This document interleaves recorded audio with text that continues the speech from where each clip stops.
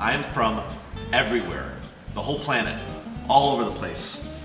The whole wide world makes sparkling wine.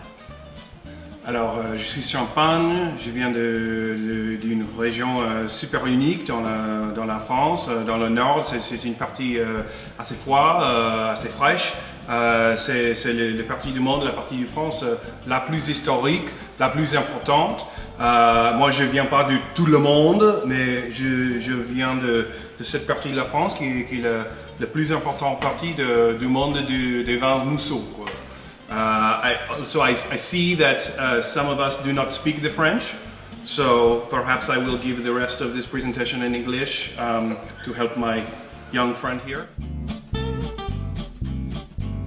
The way we make the wine in Champagne, we take Chardonnay, we take Pinot Noir, we take Pinot Meunier sometimes. We blend beautiful still wines from this, and then we take a little bit of yeast and we go through a secondary fermentation in the bottle. We wait 1 year and 1/2, 3 years, 5 years or more sometimes. And at the end of this, now you pop the wine, you have something magical inside. It is not wine with bubbles. It is a beautiful assemblage, a mixture of wine and bubbles gently, harmoniously together. It is magnifique. Pizza, and a whole lot of other things. One of the great things about sparkling wine is that I'm from all over the world, and I got all these different styles and all these different grapes that are involved. I can start off before the meal like with some Prosecco, I can move into a little popcorn enjoyment, I can move into some French fries, some chips, some pizza, or I can get all serious like you and go in with the seafood and the oysters and the caviar and all that sort of stuff. But I've got the world covered, man. Every style of food and enjoyment you can imagine, I'm there. One pet peeve for me is this idea that champagne is only for a toast, only for a celebration. You ask about food, champagne is perfect with many meals and with all points in the meal. We make wines from very dry to somewhat sweet wines, the demi-sec wines that are very nice choices with a dessert that is not so sweet.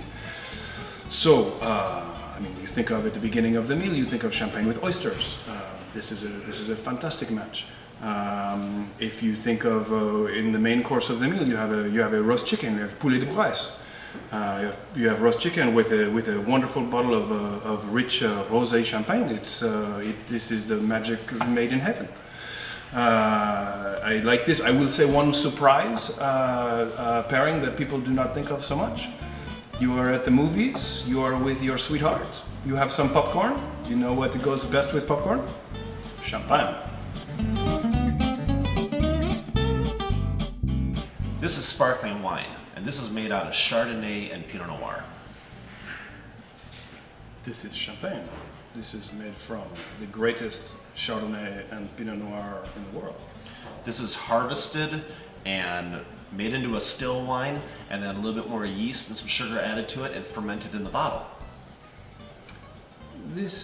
All of these same things have happened here, but here we come from the magical chalk soils of Champagne, from the magical environment, the climate of Champagne, and we come from a place where we have families of people who have been growing these grapes and making these wines for hundreds and hundreds of years, generations. Same with me, except that I'm just not from Champagne. And you have a funny accent.